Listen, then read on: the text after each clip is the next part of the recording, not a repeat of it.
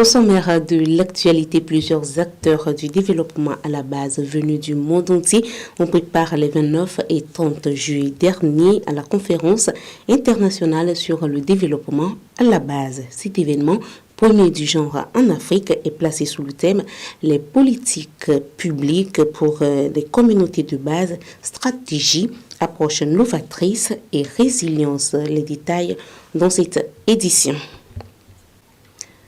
Le ministre des Enseignements primaires, secondaires, techniques et de l'artisanat, dans une note circulaire en date du 29 juillet 2021, interdit les cours de vacances scolaires payants cette année. Vous suivrez dans ce journal la réaction de la Fédération des syndicats des enseignants privés laïcs du Togo. C'était tout pour les titres. Bonjour à toutes et à tous. Le Togo a accueilli les 29 et 30 juillet dernier la conférence internationale sur le développement à la base, organisée par le gouvernement togolais en collaboration avec le Centre de développement de l'Organisation de coopération et de développement économique OCDE. Cette rencontre a permis aux différents participants de croiser les expériences en vue de renforcer la résilience des populations à la base face au choc. Retour sur la cérémonie d'ouverture dans ce reportage.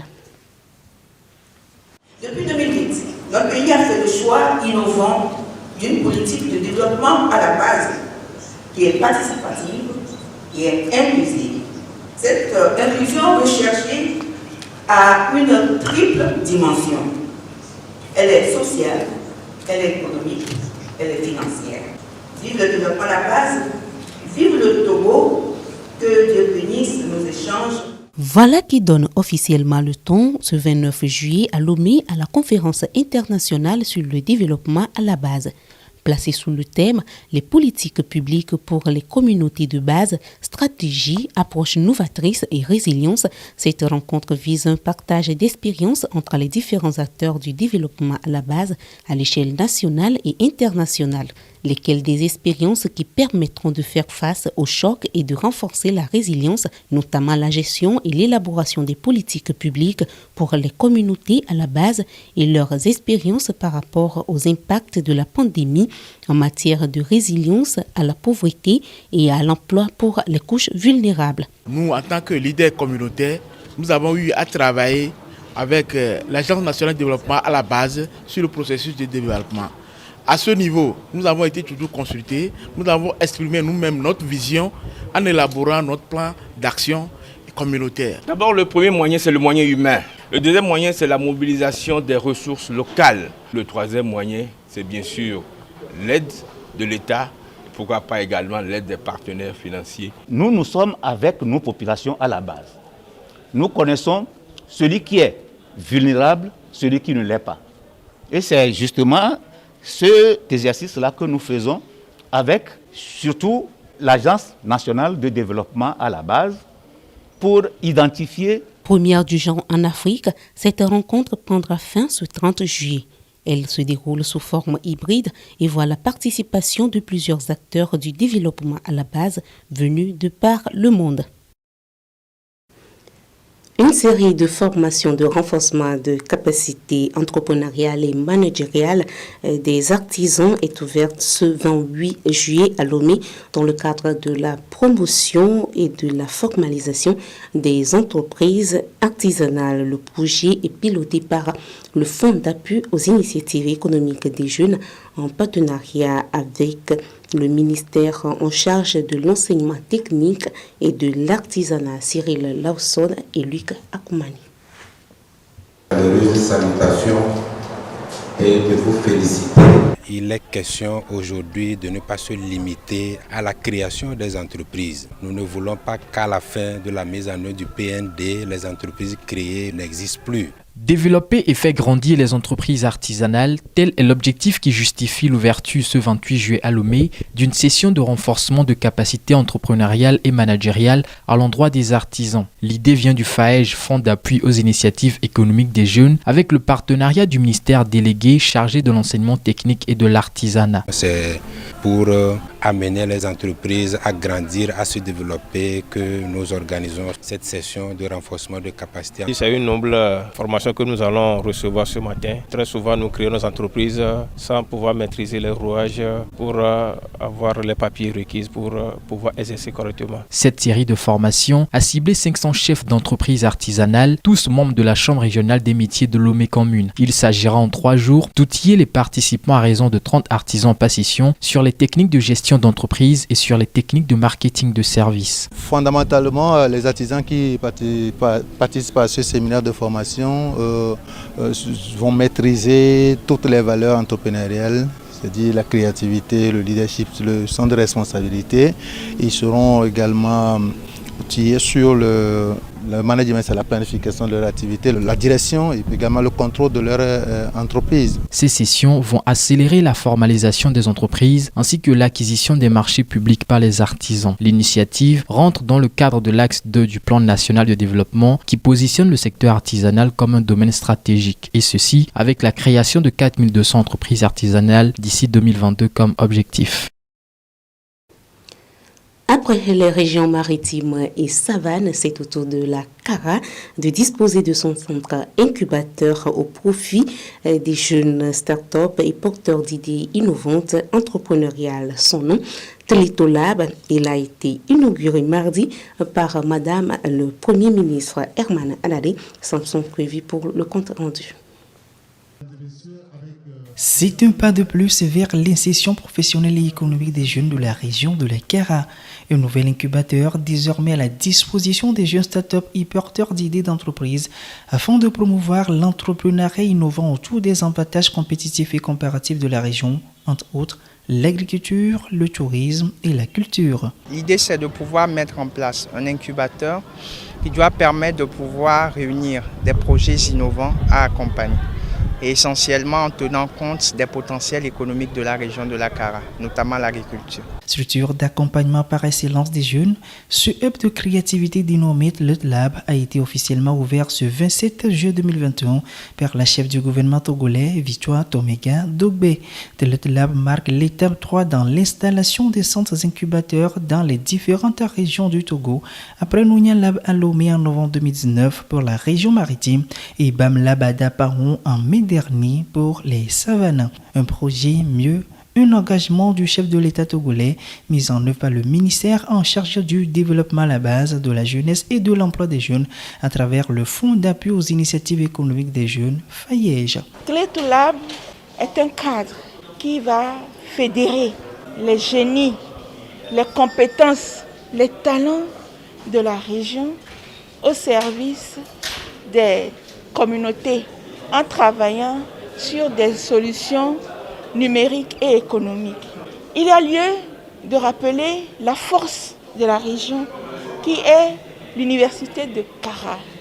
Donc, c'est sur un partenariat solide que va s'appuyer cet incubateur, le Tlétolab, pour permettre aux jeunes de mettre en place des solutions au service de l'agropole de CARA, par exemple. Formation, conseils personnalisés, espace de création de bureaux équipés, accès au levier de l'écosystème ou encore appui à la recherche de financement, les offres de services sont d'ordre divers à Tlétolab et adaptées aux besoins. Une source de motivation pour les bénéficiaires. Nous avions des projets en tête, mais nous n'avions pas eu la chance de nous affirmer. Mais cette initiative du gouvernement vient à point nommé nous aider de relancer nos projets. Donc, j'ai conçu un dispositif de lave-main avec du bois. La mise en place de l'incubateur nous a permis de mettre en valeur nos talents, ce qui nous a permis de pouvoir mettre au point une table électronique en multiples fonctions. Environ 16 millions de francs CFA ont permis à la réalisation de ce projet grâce au partenariat technique et financier du Programme des Nations Unies pour le développement. Une visite de stand a permis de découvrir les idées novatrices des jeunes start-up de la région. Nous poursuivons cette édition en offre et en images. Les acteurs œuvrant dans la protection des enfants des régions centrales et Kara étaient en atelier de formation cette semaine à Kara. La rencontre est initiée par le ministère de l'Action sociale et de la protection de la femme et de l'alphabétisation en collaboration avec le ministère de la Santé et de l'Hygiène publique et de l'accès universel aux soins, avec l'appui de l'UNICEF Togo. La formation visait non seulement un meilleur appui psycho-émotionnel aux enfants, familles et professionnels de première ligne, mais également à éradiquer les risques de traumatisme, stress dans le contexte des urgences épidémiologiques, notamment de la COVID-19. Des femmes de médias, communicatrices, responsables d'organes de presse écrite en ligne et audiovisuels et chefs d'agences de communication étaient en atelier de 3 jours cette semaine à Sokodé, venus des régions Savane, Kara et Centrale. Leur rencontre a porté sur la problématique du genre et le changement climatique. La formation vise à permettre aux participantes de produire des contenus d'articles pertinents et d'animer des émissions dans le but de sensibiliser la population sur les conséquences liées au changement climatique et le genre. La dite rencontre, qui fait suite à celle d'Atakbami, est initiée par le ministère de l'Environnement et des Ressources forestières. Je vous le disais justement dans les titres, les cours de vacances scolaires doivent être gratuits cette année dans tous les établissements publics et privés sur l'ensemble du territoire togolais. C'est une décision du ministre des Enseignements primaires, secondaires, techniques et de l'artisanat rendue publique jeudi à travers une note circulaire, ce qui fait réagir d'ailleurs la Fédération des syndicats des enseignants privés laïcs du Togo. Plus de précisions avec Cyril Larson. Ils ne seront pas payants, du moins pas pour cette année. Les cours de vacances sont déclarés gratuits dans tous les établissements scolaires publics comme privés à travers une note circulaire du ministre Doji Kamlan Kokoroko en date du 29 juillet 2021. Une disposition qui, pour la Fédération des syndicats des enseignants privés laïcs du Togo, laisse croire à une possibilité d'absence des cours de vacances cette année. Faire cours de vacances gratuitement, alors là, ce serait difficile. Il n'y a pas un budget conséquent pour ça. C'est ce que payent un peu du par-ci par-là les parents qui permettent de régler les enseignants. Pour le moment, nous suivons la suite de la lettre du ministre pour voir ce que ça va donner. Ce qui pourrait entraîner des répercussions sur le niveau des apprenants. Il n'y aura pas de cours de vacances. De deux, les niveaux des enfants seront comme ça. Nous avons une transition de Covid, donc ça ferait que les enfants auront ce niveau faible dans ces matières et qui va se répercuter sur l'année prochaine, puisque c'est une chaîne que nous faisons. Donc ce serait encore une tâche très fastidieuse aux enseignants. Pour le corps pédagogique, cette nouvelle disposition devrait être suivie des stratégies d'accompagnement destinées à soutenir les établissements privés en particulier. Il faut qu'une action soit faite envers le ministre pour qu'on se comprenne et pour que les établissements qui n'auront pas des moyens pour payer les enseignants qui vont participer à ces cours de vacances puissent le faire aussi d'une autre manière. Il faut noter que les cours de vacances permettraient de combler les lacunes des apprenants et de rehausser leur niveau avant la rentrée officielle. Et pour clore cette édition, la Ligue internationale des femmes pour la paix et la liberté groupe Togo, WILF Togo, a donné le ton ce 27 juillet à la campagne de sensibilisation sur les armes létales autonomes. À travers cette campagne, la WILF Togo envisage informer la population sur les robots tueurs et accélérer l'adhésion du Togo au traité international interdisant ces robots tueurs. Reportage. C'est l'un des systèmes d'armement totalement autonomes portant atteinte à la vie humaine et à la sécurité des personnes ou groupes de personnes qui posent des problèmes d'ordre juridique et militaire. La question des armes létales autonomes, communément appelées robots tueurs, s'invite de plus belle dans les débats. Au Togo, La Ligue internationale des femmes pour la paix et la liberté WILF Togo s'engage dans cette lutte. À travers une campagne de sensibilisation lancée ce 27 juillet à Lomé, la WILF Togo entend mobiliser les acteurs de la société civile nationale en vue d'accélérer l'adhésion du Togo au traité international interdisant les robots tueurs. C'est des systèmes d'armes létales autonomes qui peuvent agir, décider de détruire où elles veulent, quand elles veulent et comment elles veulent.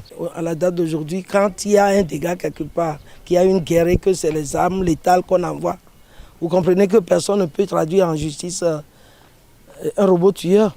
Donc c'est à ce prix-là que nous avons le devoir de mener à bien ce plaidoyer avec tous les autres acteurs afin que notre pays rejoigne ces pays-là qui se sont lancés dans la bataille. Les différents participants à cette cérémonie de lancement serviront de relais pour disséminer les informations sur la question des armes létales au sein de la population. Nous devons impliquer la jeunesse à en comprendre que ce n'est pas tout ce que nous voyons sur les réseaux sociaux à consommer, mais il faut pouvoir se poser des questions, savoir est-ce que notre culture, d'abord de maison, est apte à pouvoir copiner avec cela. Moi, je demande aux organisateurs de pouvoir pencher un peu le lancement ou la campagne vers la jeunesse et les médias, le quatrième pouvoir. Cette campagne de sensibilisation cible essentiellement les acteurs étatiques et non étatiques. Elle se poursuit jusqu'au mois de septembre 2021 à travers tout le pays. Et voilà qui met un point final à cette édition. Merci de l'avoir suivi. Au revoir.